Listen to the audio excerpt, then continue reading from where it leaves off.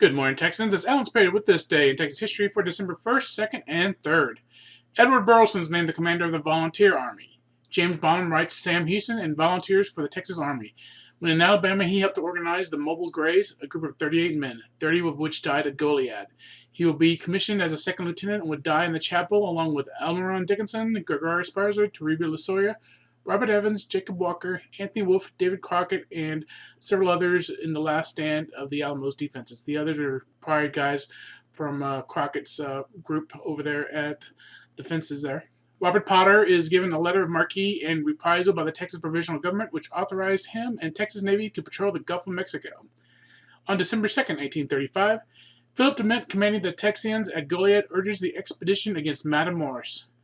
Matamoros expedition is going to send the army from Texas, from the Alamo, all the way down to attempt to go to Matamoros, but it's going to be destroyed by General Urea and a lot of infighting. A lot of guys just walked away from it, and it was a disaster. If they had kept them in, the Alamo would have been much more interesting. The council on December 3rd, the council of officers had a meeting on this day and decided to postpone an attack on Bexar. Hendrick Arnold was not there, and one of the divisions refused to fight without him. Arnold was a black man who had come to Texas in 1826 and then married the stepdaughter of Deaf Smith. The Texas Army would wait until he returns back to Bexar to start the attacks on the town. He would be mentioned specifically for bravery in the siege of Bexar, and he would remain with the Texas Army throughout the war and was a spy at the Battle of San Jacinto.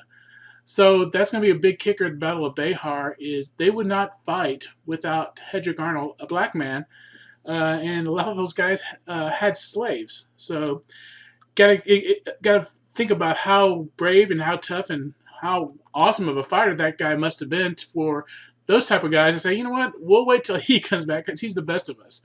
All right, it's been Alan Spader with This Day in Texas History. Thank you for visiting, and I will see you tomorrow.